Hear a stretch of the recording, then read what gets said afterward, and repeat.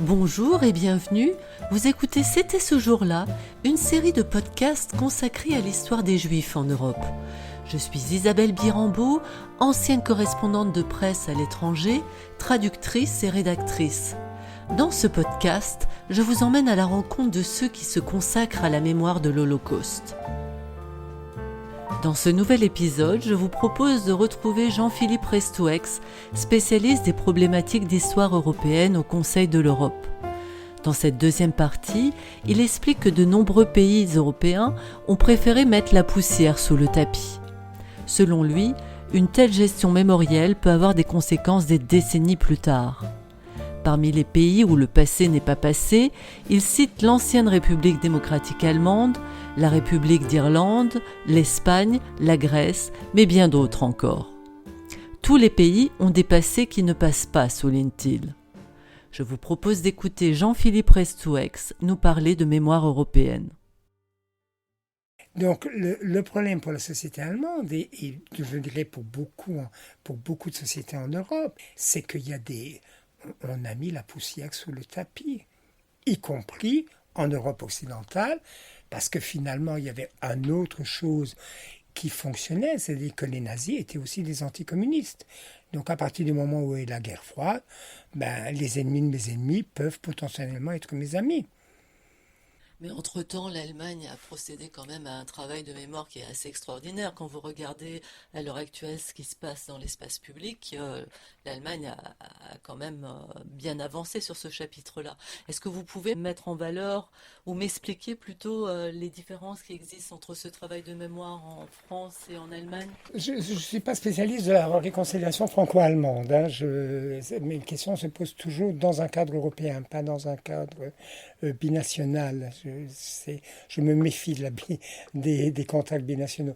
Mais dans le cadre allemand, oui, effectivement, on va prendre notamment tout le travail qui a été fait d'un point de vue artistique par des artistes, que ce soit les pierres d'achoppement, que ce soit tous les travaux de Richter, donc on a réellement ou de Fassbinder au niveau du cinéma, de Schlendorf, enfin on a vraiment une grande je dirais, littérature et travail qui a travaillé cette question. Donc là, il n'y a pas de doute. Par contre, il y a quelque chose qui est du domaine, je dirais, plus problématique, qui est que la mémoire du nazisme en ce qui était la RFA et ce qui était la RDA n'était pas la même. Et que la réunification a éradiqué et délégitimé tout ce qui venait de l'Allemagne de l'Est. Et du coup, 30 ans après, on a l'AfD qui gagne les élections à tirage. Alors qu'on comprenne bien, ce n'est pas pour jeter la pierre, c'est pas contre l'Allemagne, c'est pas du tout là-dessus que je suis, parce qu'on a les mêmes problèmes en France. Oui, On a les mêmes problèmes en France, c'est pas sur les mêmes lieux, mais par exemple, si on faisait le travail sur l'impact de la guerre d'Algérie et l'impact de la guerre d'Algérie par rapport au vote pour le Front National aujourd'hui, on aurait exactement les mêmes mécanismes et les mêmes problématiques. Donc c'est pas un discours contre l'Allemagne, mais c'est un questionnement de comment une gestion mémorielle peut avoir des conséquences 30, 40 ans après. Et la gestion, par exemple, et cette gestion mémorielle, et là pour le coup cette phrase, comment la gestion mémorielle peut avoir des conséquences dans l'histoire d'un pays longtemps après, là je peux donner de longs exemples. On va en donner quelques-uns. Par exemple, il y a eu en 2022, il y a eu le 100e anniversaire de la République d'Irlande. Les Irlandais, à leur grande surprise, ont découvert que le passé n'était pas passé. Parce que structurellement, les différents partis qui créés dans la République étaient liés à l'histoire de la guerre d'indépendance, parce que le territoire est toujours séparé et que le Brexit a ravivé des craintes sur ces points-là. Et donc, même sur une cérémonie comme le 100e anniversaire de la Poste de Dublin, ils se sont découverts que ce n'était pas aussi simple que ça. Espagne, les lois mémorielles sur l'Espagne, sur les fosses communes du franquisme. On a 3 régions qui ont décidé qui, comme par hasard, sont du Parti populaire, qui ont décidé qu'elle n'appliquerait pas ces lois mémorielles. Parce qu'elle trouve que ces lois mémorielles questionnent trop ou posent trop d'interrogations qu'ils n'ont pas envie d'entendre sur l'héritage du franquisme. Grèce, 1974, on a le 50e anniversaire de la chute des colonels. Eh ben, je ne dis pas que ça a été un non-événement en Grèce, mais ça n'a pas été une commémoration absolue, alors que c'était la fin de la dictature. Parce qu'évidemment, si on faisait ça, eh ben, il fallait comprendre, et pour la société grecque. Et quand je dis ça, de nouveau, dans tous ces exemples, je n'ai aucune réponse par rapport à ça. Je dis simplement, ben oui, on sait que c'est difficile. Donc, alors, et je dis aussi, le Conseil de l'Europe peut être un espace safe dans lequel on peut discuter de ça. C'est-à-dire en disant, personne n'a de réponse par rapport à ça. Donc si je reviens à la Grèce, mémoriser les 74, c'est forcément, commémorer 74, c'est la fin des colonels, c'est aussi les conséquences pour Chypre, c'est aussi, alors, l'invasion ou la défense, selon le point de Chypre du Nord par les troupes turques ou la défense des communautés turques de Chypre par l'armée turque. Donc c'est toutes ces histoires-là qui vont... Alors il y a des pays qui sont par exemple, même pour les Tchèques, ça m'a fait toujours rire quand j'ai appris ça, où les Tchèques, ils ont une obsession pour les années en 8. Parce que les années en 8, ils ont tout à prendre de catastrophes ou d'événements marquants, donc leur indépendance en 1918, le coup de Prague en 1948, 1968, et même, on a quelque part, pour la guerre de 30 ans, c'est aussi une année en 8. Donc, tous les années en 8, ils doivent se remémorer et ils se reconfrontent à tous ces événements qui ne sont pas les événements les plus simples dans leur histoire. Donc, on a tous les pays ont ce genre de gestion mémorielle et qui ont des implications très, très concrètes. Pour la France, c'est l'infernale question de la guerre d'Algérie, où il y a un travail qui est fait ça. Et de nouveau, dans tous ces pays, il y a des travaux qui sont faits. Il y a une conscience collective. Mais si mon grand-père a été victime d'un assassinat d'État, cette histoire de l'État, c'est pas une histoire de l'État, c'est une histoire de ma famille. Si mon grand-oncle a été un bon milicien qui a contribué et qui a poursuivi des partisans dans le Vercors, c'est pas une histoire de la milice et de la résistance, c'est une histoire de mon grand-oncle. Et c'est là aussi où, au niveau européen, on est, je ne dirais pas coincé, mais où c'est très compliqué. C'est que je ne peux pas savoir à tous les interlocuteurs comment cette parole-là va résonner. D'accord, mais vous prenez par exemple, on est en Alsace, vous prenez ce qui s'est passé avec les malgré nous. C'est un exemple qui illustre votre propos là. Donc si on prend ça en plus, parce que c'est un sujet qui... Oui, donc mon nom ma famille vient du Limousin. Mon père vient du Limousin. Et mon père m'a toujours raconté que quand il était petit, donc il avait donc il était en 32, donc il avait 12 ans. Et quand il était à 12 ans, en 1944, de la maison, qui est encore la maison où habite ma mère, il voyait les fumées d'Oradour-sur-Glane. Et donc, il savait qu'il y avait quelque chose qui se passait à vol d'oiseau, Oradour-sur-Glane, de la ville où habitait mon père. C'est aller à une 25-26 km. Oradour-sur-Glane, la plupart de la division Das Reich était composée de malgré nous. Donc c'était je crois que sur les 17 accusés du procès de Bordeaux, la majorité étaient des Alsaciens.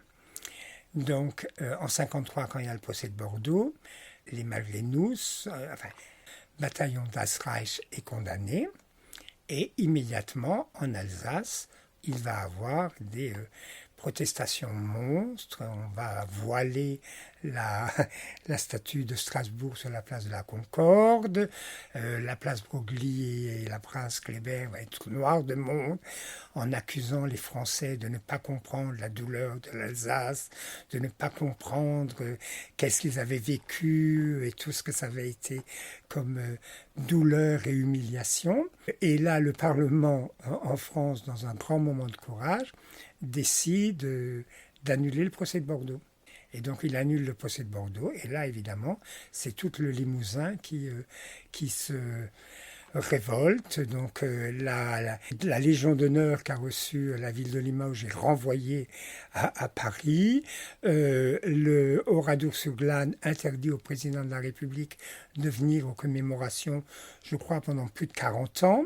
Les édiles municipales de Strasbourg ne sont pas bienvenus à la commémoration pendant plus, je crois, pareil, autour de 40 ans ou 50 ans. Donc ça a été résolu et donc maintenant, Strasbourg est toujours présente quand il y a une cérémonie et le président de la République peut aller à Oradour-sur-Glane.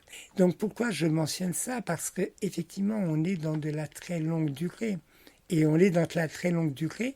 De nouveau, à ce niveau-là, quelle était la douleur la plus grande? Est-ce que c'était la douleur des Alsaciens et des Malgré-nous, ou est-ce que c'était la douleur des Limousins qui avaient eu Oradour-sur-Glane, Tulle, parce qu'en fait, sur la remontée de Zwijndrecht, ils avaient quand même parsemé de crimes. De nouveau, personne ne peut dire quelle est la douleur la plus grande. Mais quand vous dites, c'est une histoire de famille, c'est Oui. plus une histoire d'État, là, dans ces cas-là, puisque... Oui, mais c'est-à-dire que l'histoire de chacun d'entre nous n'est jamais une histoire individuelle, c'est aussi une histoire collective par les racines et les identités. Mais là, juste une petite parenthèse, en étant clair que c'est les racines et les identités, c'est-à-dire que je ne peux en aucun cas être uniquement taxé de un de mes éléments de mon identité. C'est-à-dire que même maintenant, oui, je suis un homme de 61 ans, blanc, homo, j'ai eu un cancer, je suis cinéphile, j'aime l'opéra. Donc tout ça fait partie de... Quand je dis « je », c'est forcément un jeu multiple, et c'est vrai pour tout le monde. Donc personne ne peut être, je dirais, collé à une seule partie de ce jeu. Donc oui, toutes nos histoires sont des histoires personnelles, individuelles et identitaire, mais une identité qui est forcément plurielle. Donc, mais pour donner un autre exemple sur la question de la douleur, une fois j'avais dû intervenir, et c'était en 2015, dans un groupe où il y avait des jeunes Russes. Et ils avaient présenté, alors c'était un groupe de jeunes où il y avait des Russes, mais aussi d'autres jeunes Européens, hein, donc c'était mixte, pour l'anniversaire de la fin de la Grande Guerre patriotique dans l'historiographie russe, de la Seconde Guerre mondiale dans l'historiographie d'autres pays. Et ils avaient présenté un vidéoclip où en fait on voyait des jeunes, mais vraiment très jeunes, donc des pré-ados quasiment, en costume militaire avec des armes et qui défilaient. Et là je leur dis, écoutez, ce que vous me présentez là, c'est des images de guerre. Et tout d'un coup il y a un jeune russe, entre 18 et 22 ans, qui se lève et qui est très, très en colère, et que je vois en colère, et qui me dit est-ce que vous connaissez Leningrad? Je dis oui, je connais Leningrad. Est-ce que vous connaissez le siège de Leningrad? Je dis oui, je connais le siège de Leningrad. Oui, mon grand-père a survécu au siège de Leningrad. Je dis oui, j'entends et je comprends que pour votre grand-père, ça doit être une expérience absolument traumatisante et que je comprends que pour vous, c'est important de porter son histoire. Mais j'ai un excellent ami, et ce qui est vrai, qu'il est toujours mon ami, Stéphane, dont l'oncle a été tué à Katyn. Je dis, moi je ne peux que juste noter que votre grand-père a vécu le siège de Leningrad et que le grand-oncle de Stéphane a été tué à Katyn. Mais je ne peux pas, mis à part ce constat, je peux juste noter, entendre, prendre le temps d'écouter votre douleur, mais je ne peux pas aller plus loin que ça. Et alors là, ça a été intéressant parce qu'il y avait un représentant à l'époque, la Russie était membre du Conseil, et il y avait un représentant de l'ARP russe qui était là.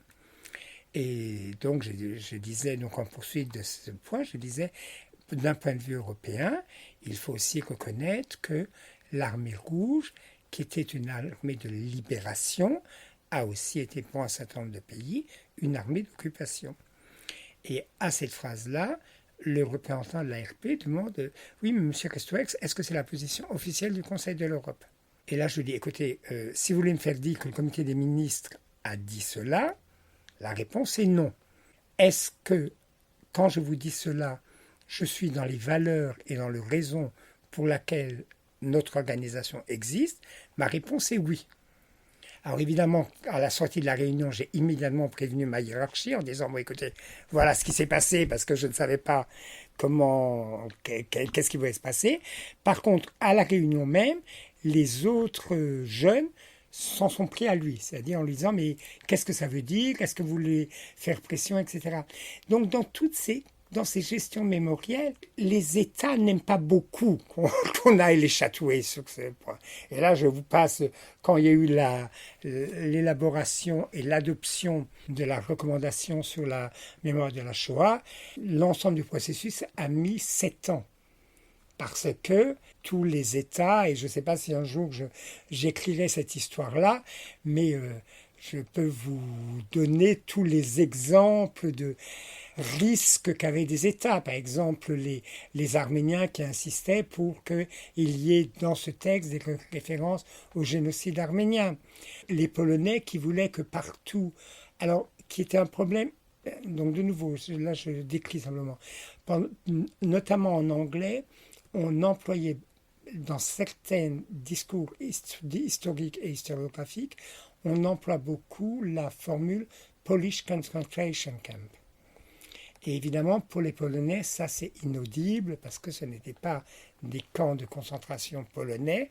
Et de fait, en français, ça ne marchait pas parce qu'on n'aurait jamais dit des camps de concentration polonais. En français, on dit des camps de concentration en Pologne. Alors, mais même pour eux, c'est problématique parce que ce n'était pas en Pologne, c'était dans le territoire occupé. Donc, eux, ils voulaient la forme longue.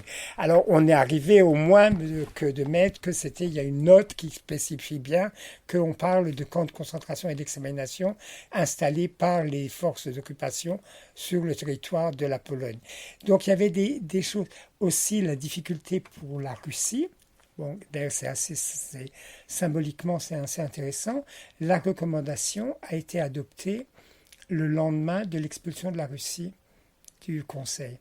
Parce que la Russie avait au moins, je dirais, 3 problèmes par rapport à cette recommandation.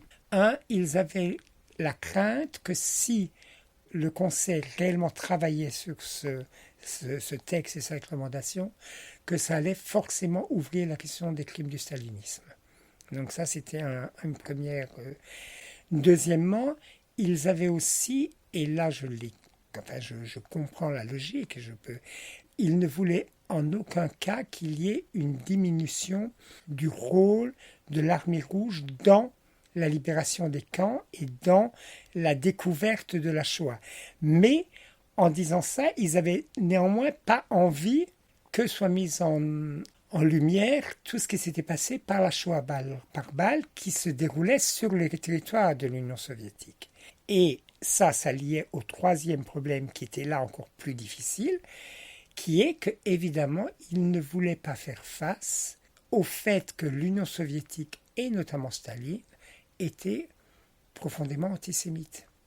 Et donc du coup qu'avec une recommandation sur la mémoire de la Shoah au niveau européen, que c'était aussi de reconnaître que l'Union soviétique, même dans un discours très universaliste, prolétaire de tout pays, unissez-vous, etc., avait aussi un fond d'antisémitisme.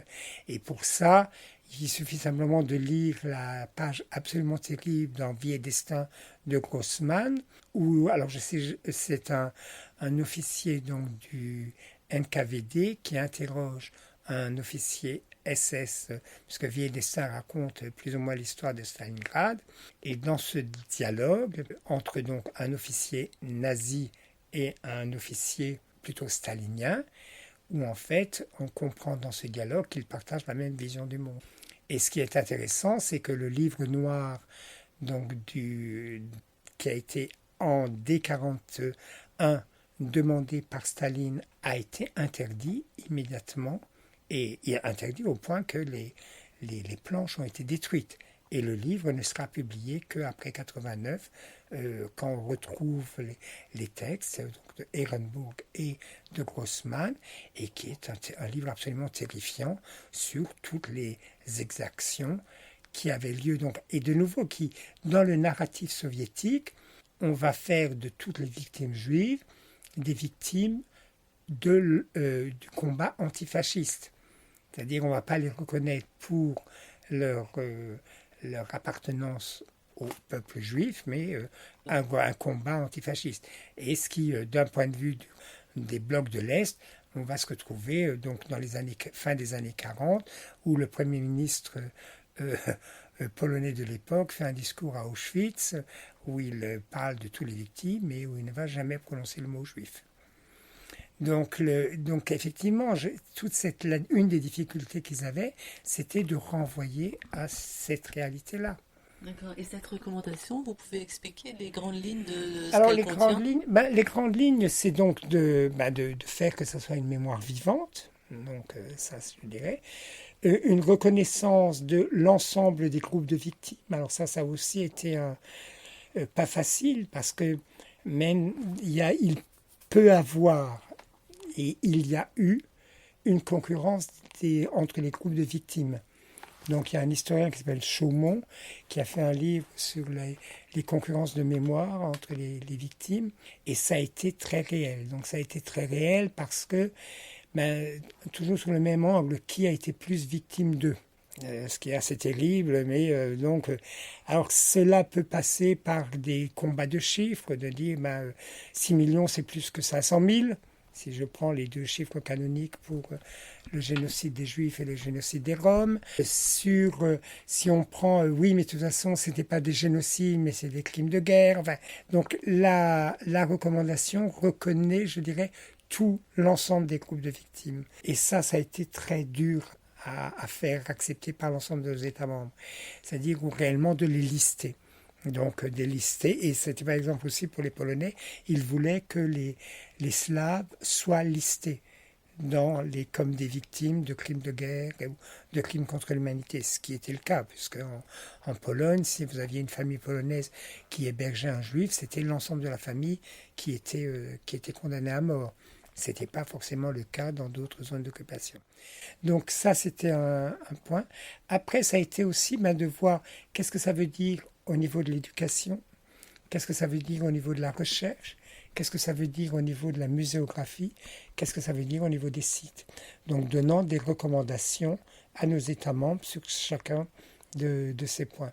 Donc après, la difficulté qu'il y a, c'est qu'en fait, comme souvent, ça c'est une des limites de notre fonctionnement en tant que conseil. Par exemple, ici, vous avez tous les textes où il y a une dimension historique qui est mentionnée. Beaucoup de ces textes, oui, ils existent. Est-ce que c'est des pierres vivantes de la mémoire en Europe? Un certain nombre, non. Donc c'est toujours ça, c'est-à-dire que nos États, oui, signent des textes. Après, comment nos États membres mettent réellement en application et s'emparent de ces sujets, ça c'est de leur responsabilité. Et pour le secrétariat, nous, on peut les aider, on peut leur proposer, mais comme c'est eux qui donnent le budget, si ce n'est que le budget pour les questions histoire et les questions mémoire de la Shoah est tout simplement ridicule. Donc on est dans une contradiction, mais qui est pareil, qui est une contradiction inhérente au travail intergouvernemental et aux travaux du Conseil. Et vous parliez tout à l'heure des jeunes, puisque apparemment les derniers survivants sont de moins en moins nombreux, et donc les jeunes vont prendre le relais. On voit déjà les jeunes justement s'emparer de cette question? Ce qu'on voit, c'est qu'il y a de plus en plus d'organisations non gouvernementales qui travaillent sur les questions mémorielles. Donc ça, c'est un fait. On a de plus en plus, par exemple, dans une semaine, je vais rencontrer une organisation norvégienne de descendants de personnes qui ont été déportées, prisonnières au Struthof. Parce qu'il y a eu beaucoup de Norvégiens qui ont été arrêtés tout de suite au début de la guerre par les Allemands et qui ont été déportés au Struthof. Donc il y a vraiment cette mémoire. Il y a, par exemple, j'étais à une réunion il y a un mois sur le 80e anniversaire donc, de la liquidation du camp Zigan à Auschwitz-Birkenau, et les organisations roms font énormément de choses pour qu'il y ait une mémoire vivante de ce génocide. Mais de nouveau, la question, c'est parce que là, c'est leur histoire en tant que groupe, que communauté, que groupe minoritaire, que groupe ethnique minoritaire, et donc c'est une histoire familiale, c'est-à-dire que c'est une histoire vivante parce que c'est l'histoire de leur famille. Donc il y en a de plus en plus. Après, il y a aussi un autre lien qui se fait, c'est avec toute la notion de patrimoine. C'est-à-dire toutes les organisations qui travaillent sur des enjeux de patrimoine, de défendre du patrimoine. Et là, on retrouve la question de la défense des sites de la mémoire de l'Holocauste pour les mettre en valeur. Et là, on en a énormément. Et donc, quand on parle même de lieux de mémoire de l'Holocauste, les statuts juridiques de ces lieux, ça va de tout, enfin ça peut être une petite association dans les montagnes autrichiennes qui défend la mémoire d'une ferme qui a été assassinée parce qu'ils avaient aidé des juifs pendant la guerre et où ils ont été pris et où tous les membres de la famille ont été tués. Et donc ils ont un petit musée qui mémorise ça. Évidemment des structures purement d'État, comme le musée d'Auschwitz-Birkenau, qui est un musée d'État, ou le mémorial de la Shoah à Paris. Voilà. Il y a aussi, je dirais, il y a notamment sous un autre angle où a priori, c'est pas un endroit où on attendrait ça de premier abord. Dans les associations sportives, et notamment dans les associations de supporters de foot. Parce que dans beaucoup de villes, les clubs de sport de foot sont des clubs qui sont très ancrés dans la mémoire communautaire de cette ville.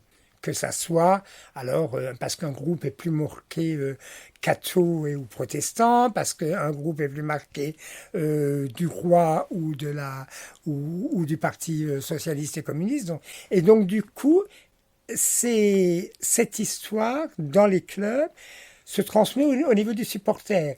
Et donc on peut avoir, notamment dans un certain nombre de clubs, des axes très antisémites et donc du coup il y a des jeunes et des associations de fans et de supporters qui essaient de se battre contre l'antisémitisme à travers les matchs de football, c'est-à-dire pour que ça soit des lieux d'inclusion. Donc, oui, vous pouvez être supporter d'un match de foot et vous n'avez pas besoin de crier sale juif à tout joueur de l'équipe adverse ou de lancer des bananes si vous voyez un supporter noir. Donc oui, il y a beaucoup. Et là où cette histoire, je dis qu'il y a un autre angle qui est de fait, où en Europe, on n'est pas bon. Tout simplement, on n'est pas bon, c'est la mémoire de la colonisation et de l'esclavage. Et là où il y a un chantier encore énorme à faire de la part de l'Europe, de reconnaître la responsabilité dans le rôle de la colonisation et de l'esclavage.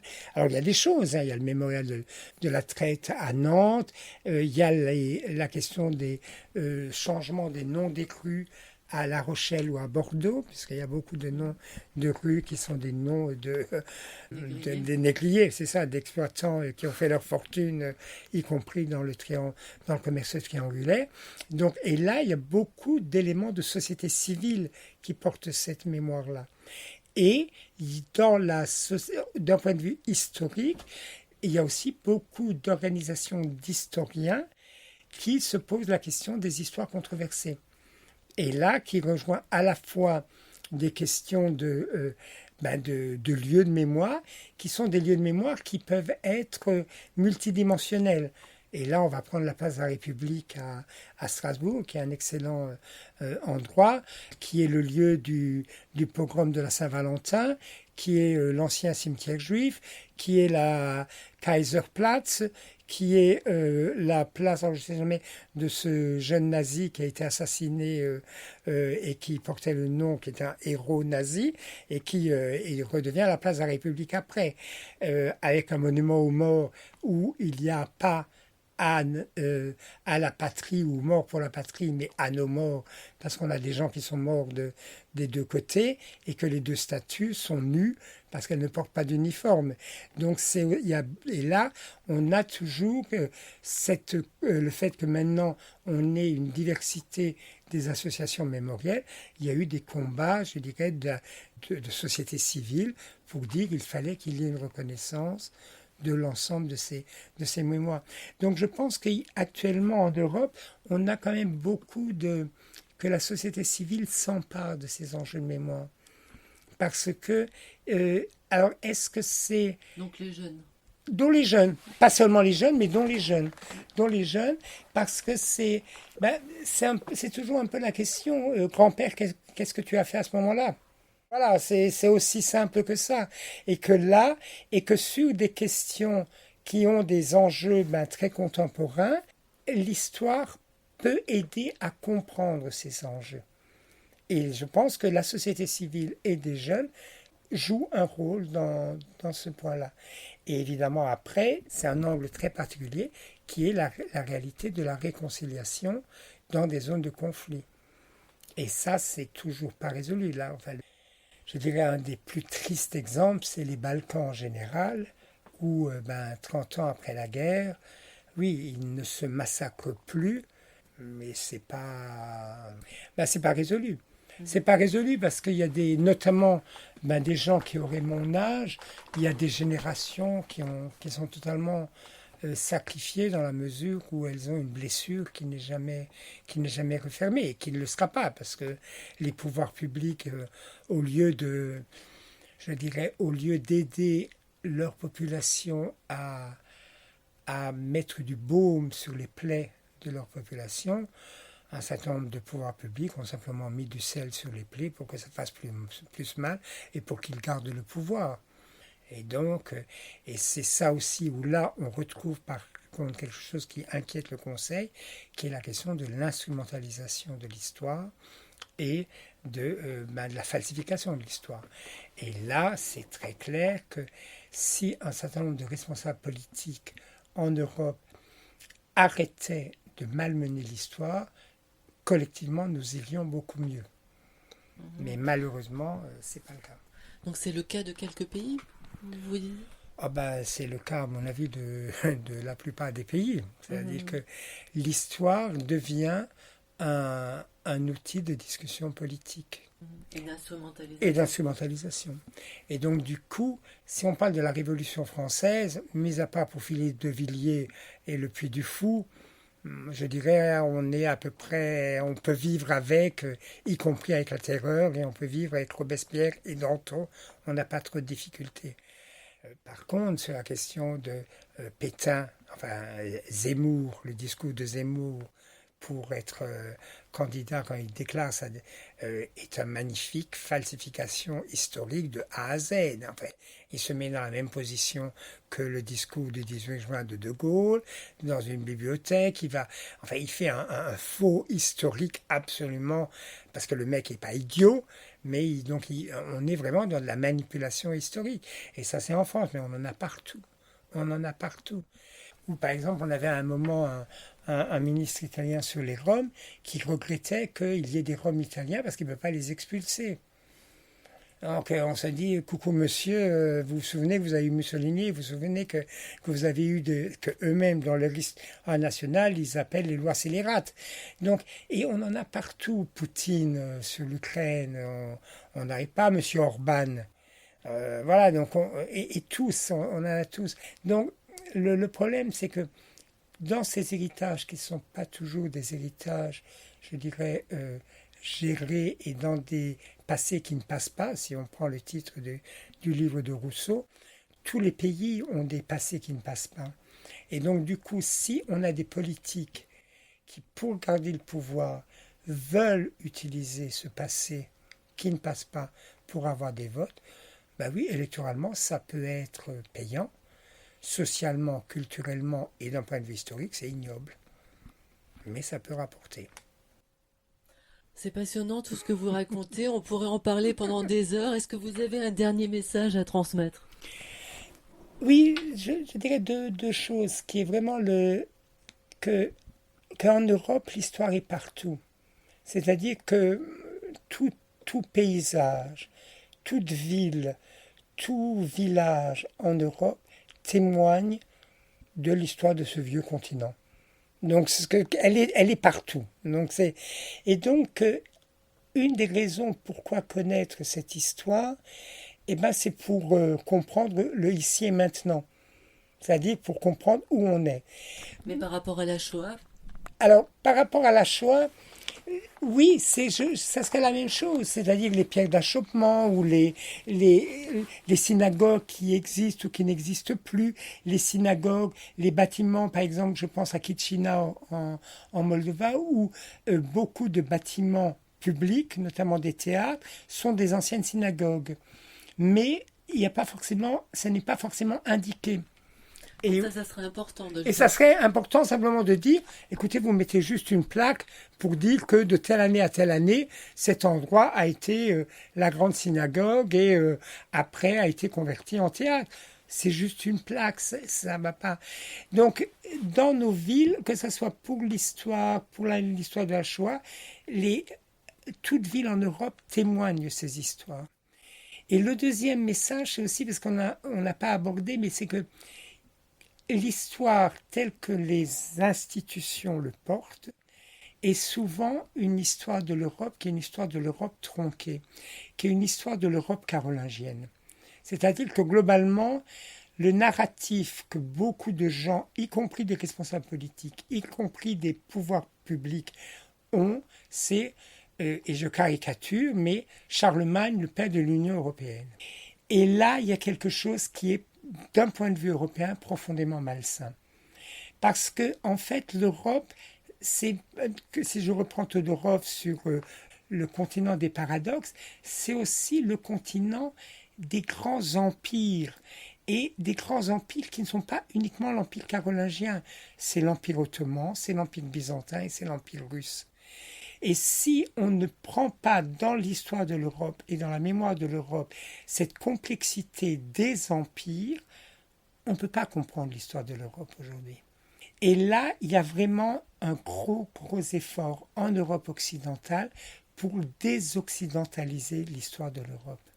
Pour que réellement on prenne l'histoire de l'Europe dans sa diversité, dans sa complexité, de Reykjavik à Vladivostok.